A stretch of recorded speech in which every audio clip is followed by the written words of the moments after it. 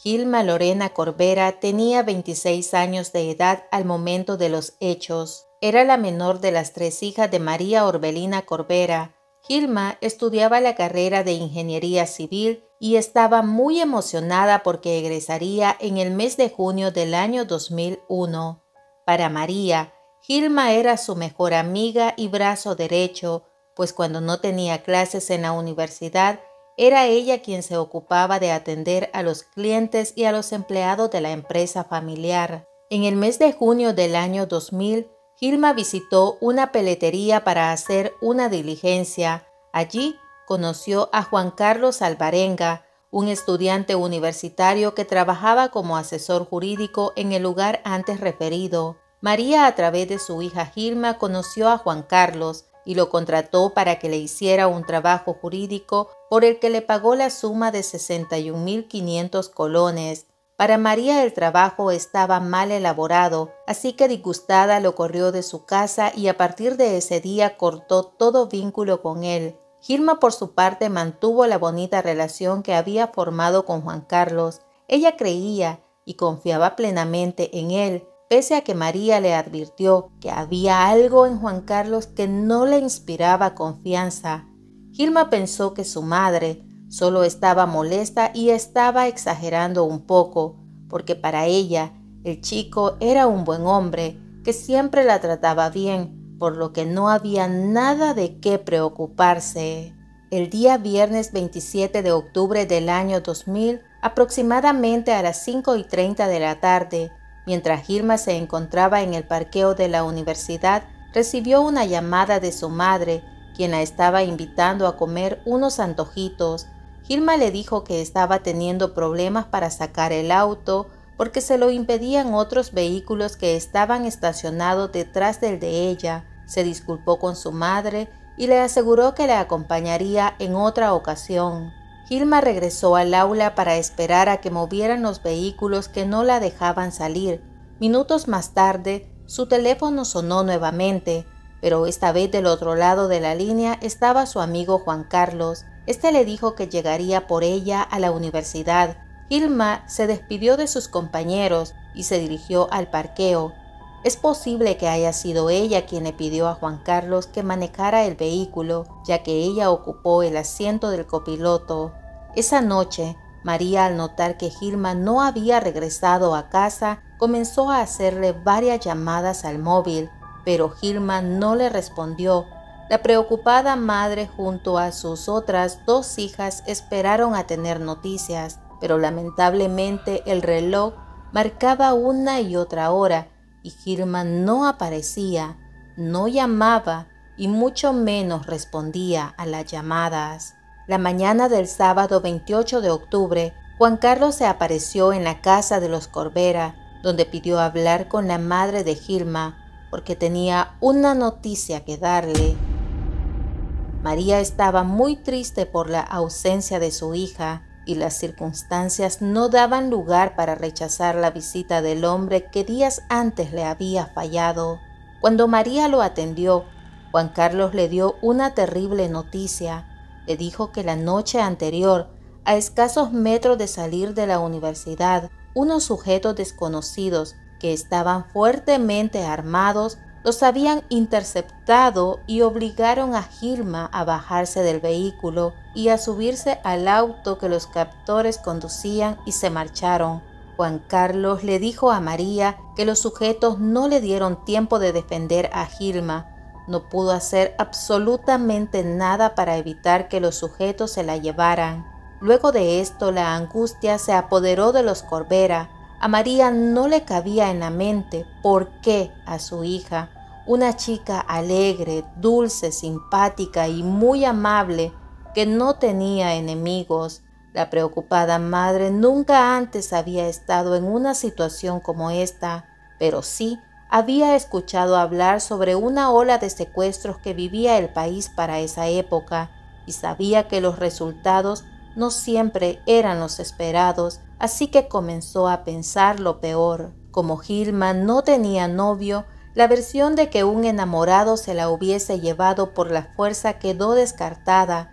Tan pronto María hizo memoria, Recordó que años antes había recibido varias amenazas y durante ese tiempo comenzó a ser perseguida por vehículos sospechosos y vigilada por sujetos desconocidos. En ese momento, Patricia también recordó que antes de la Semana Santa del año 2000, su hermana Gilma y un amigo caminaban por la colonia Atlacat cuando unos sujetos les pidieron detenerse.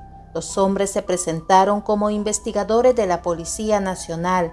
Estos vestían de civil, pero extrañamente se conducían en un vehículo con placas particulares.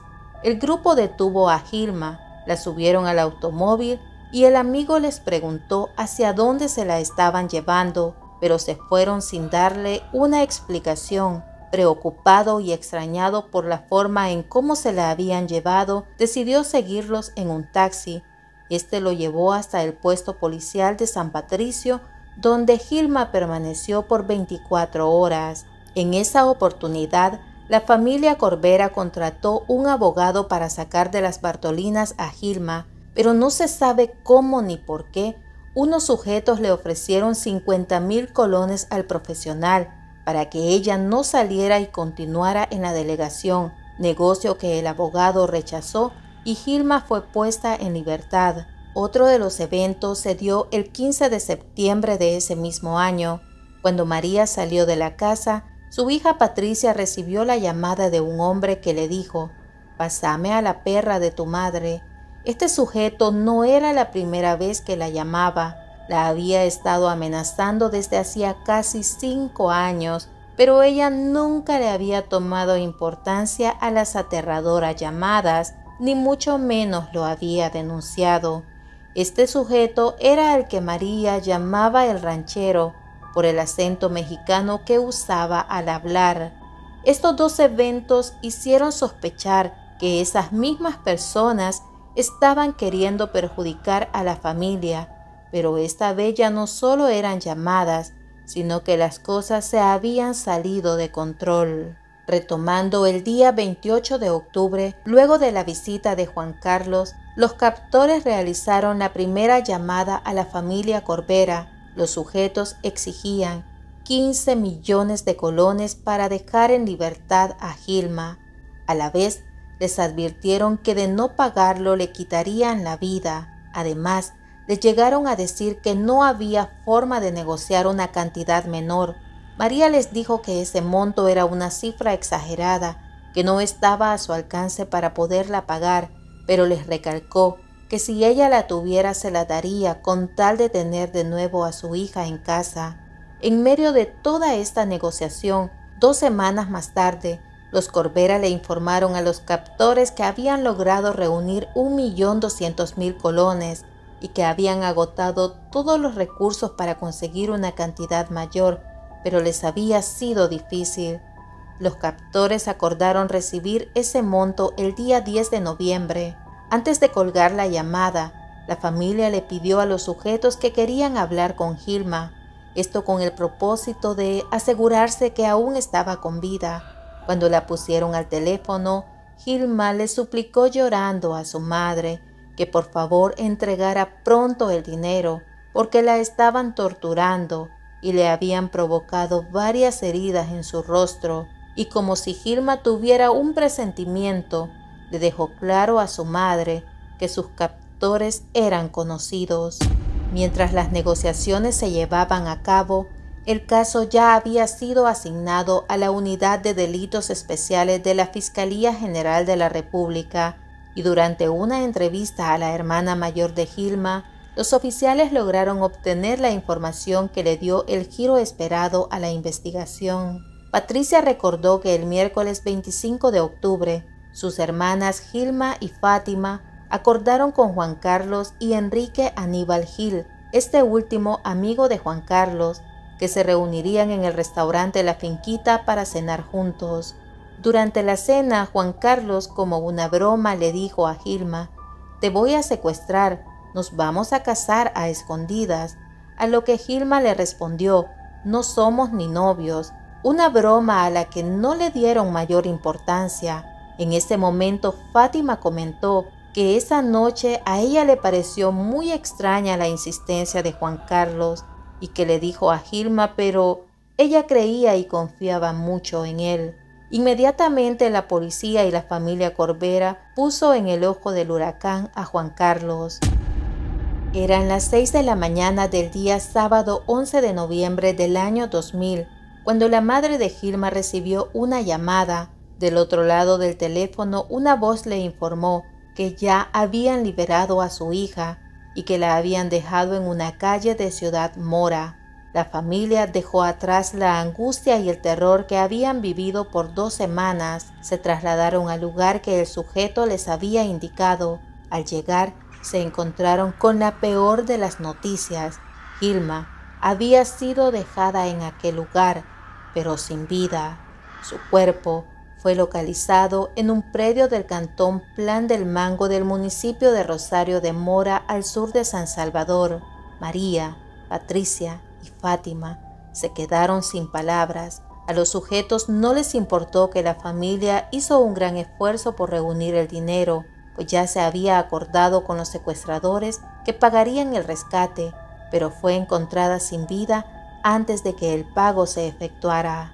Médicos forenses llegaron al lugar para realizar el levantamiento del cuerpo. Los resultados de la necropsia revelaron que Lorena tenía múltiples cortaduras en el rostro, así como señales de tortura, y lo que terminó con su vida fueron 2 impactos de bala, uno que tenía en la cabeza y otro en el tórax.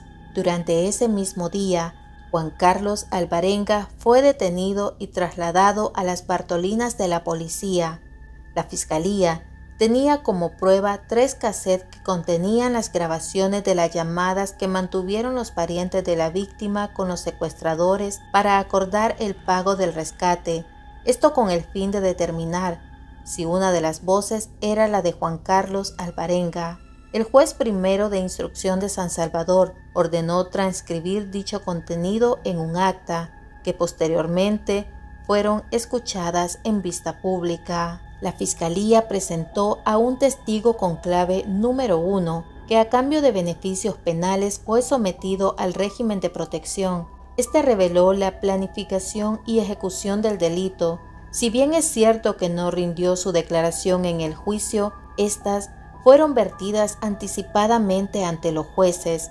Clave número 1 señaló como autor del secuestro a Juan Carlos Alvarenga y a Mario Luis Ángel Cerón. La declaración del testigo ayudó a los fiscales a fundar sus acusaciones en los diferentes hechos delictivos que el testigo también manifestó haber participado. Una de las pruebas que valoró el juez 10º de instrucción de San Salvador fue la grabación de las llamadas efectuadas a la residencia de la madre de Gilma por parte de las personas que la tenían privada de su libertad.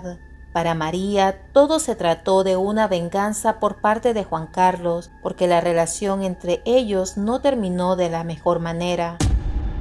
Lastimosamente, el secuestro de Gilma se dio en una época en que la mayoría de plagios estaba marcada por un punto en común: un familiar, amigo o trabajador que traicionaba la confianza y vendía información a cambio de obtener una buena remuneración. Y en el caso de Juan Carlos, al momento que le realizó el trabajo a María, tuvo acceso a los estados financieros de la familia Corbera, y la ambición lo llevó a venderle la información a Luis Mario Ángel Cerón, un reconocido miembro de la banda Los Tacoma Cabrera.